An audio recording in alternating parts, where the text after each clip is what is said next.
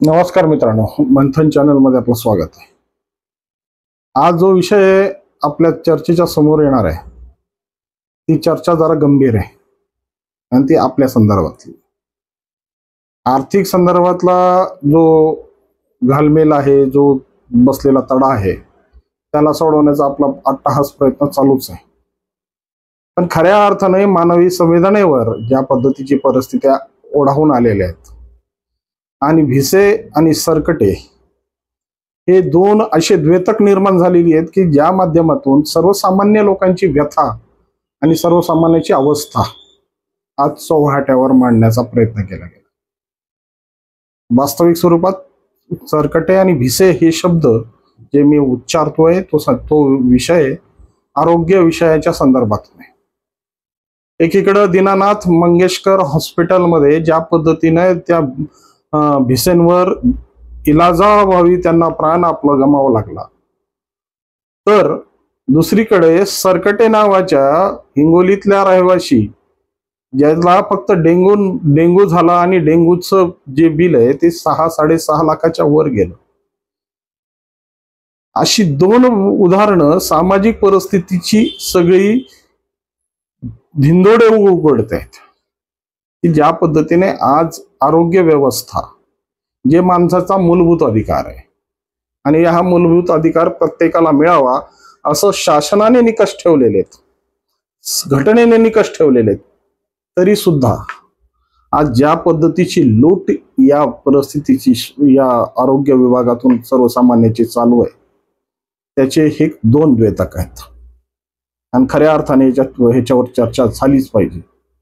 कारण की ह्याची चर्चा जर झाली नाही तो जो सर्वसामान्य माणूस जो चरखामध्ये आपलं स्वतःचं आयुष्य पिळतोय ना, आपल्या आयुष्यातला रस हा चरखामध्ये ज्या पद्धतीने घालून त्याचा संपूर्ण नायनाट होतोय ना, त्याची चर्चा होणार नाही।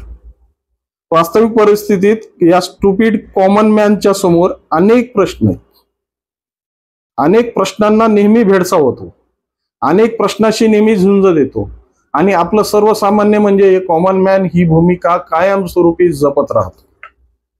परंतु या कॉमन मॅनवर जेव्हा प्रश्न पडतात ना, तेव्हा या कॉमन मॅनचे प्रश्न हे प्रश्न राहत नाहीत।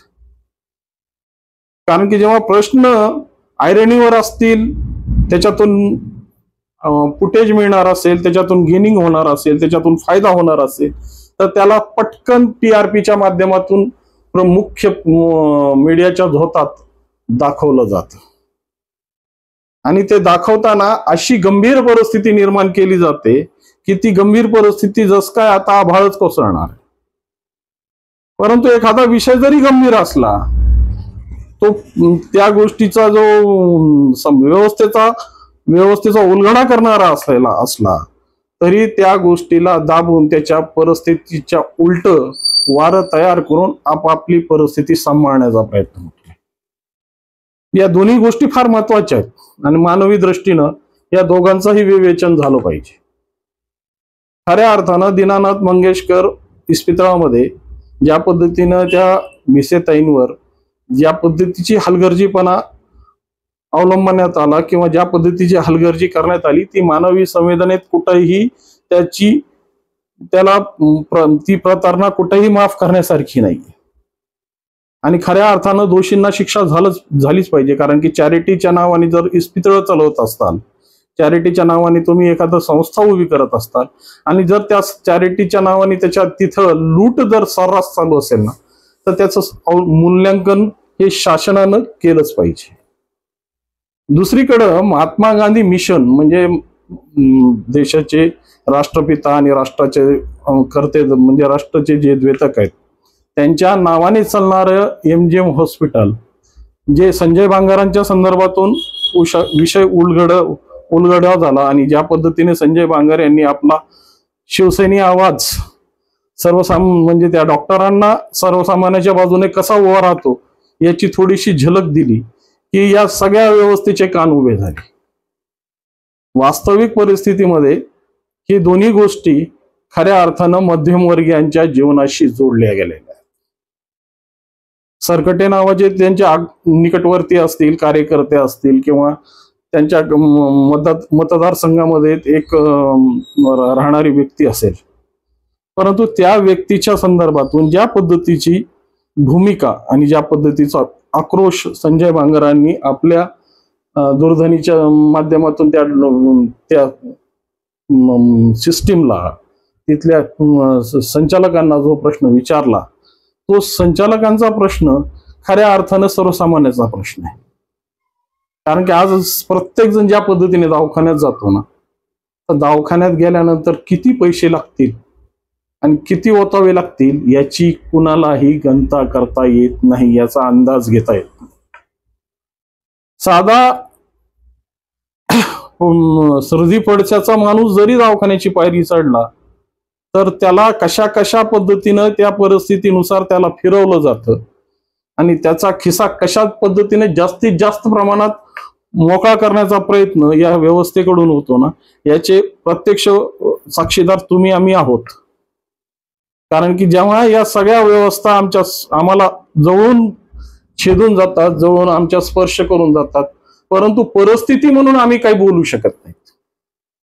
असं फक्त सर्वसामान्यांसोबतच होत नाही, बऱ्याचशा डॉक्टरांचाही अनुभव याच पद्धतीने, जेव्हा त्यांच्या हाताबाहेर गेलेली एखादी गोष्ट जेव्हा ती दुसरीकडे रेफर करतात, ते स्वतःचा स्वकीय असेल तरी त्याच्या संदर्भात जो काही इलाज चालत असेल तरी ते त्या डॉक्टरना कधीही मार्गदर्शन किंवा विचारू शकत नाही, कारण की इगोचा प्रॉब्लेम येतो. आणि हाच इगो या आरोग्य विभागामध्ये जो घुसलाय ना, तो आज सर्वसामान्य माणसाला चरखासारखं पिळून काढण्याचा प्रयत्न त्याचा सुरू आहे. कारण की याचेही काही ना काहीतरी मानकं असावी.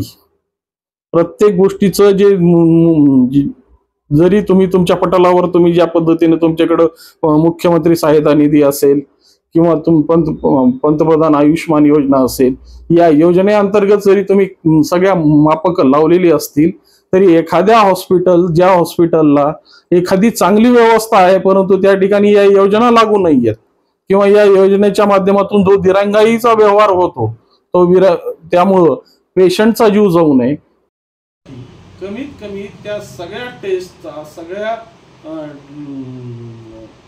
डायग्नोसिसचा किंवा त्या सगळ्या उपचारांचा एक मानक पद्धतीनं दर ठरवणं गरजेचं.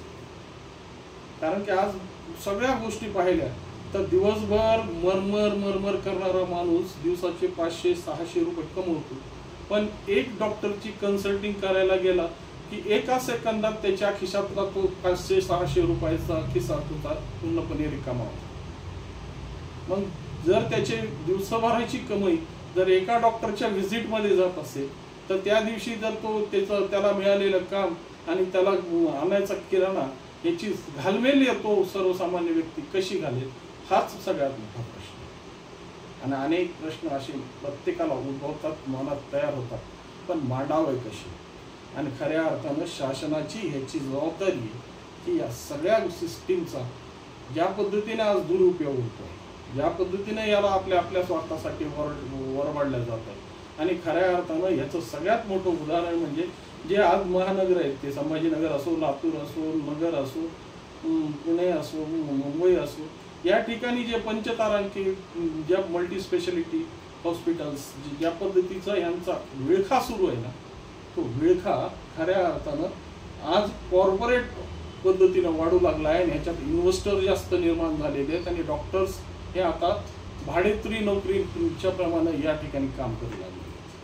जर अशी परिस्थिती जर निर्माण झाली तर खऱ्या अर्थानं या देशाचं काय भवितव्य असेल आणि कशा पद्धतीने आरोग्य या देशामध्ये नांदेल याची शंका प्रत्येकाला, सर्वसामान्यांना आता येऊ लागलेली. त्यामुळं आपल्या काही प्रतिक्रिया असतील, आपल्या काही अनुभव असतील, 100% तुम्ही तुमच्या कमेंटच्या माध्यमातून कळवा. नमस्कार.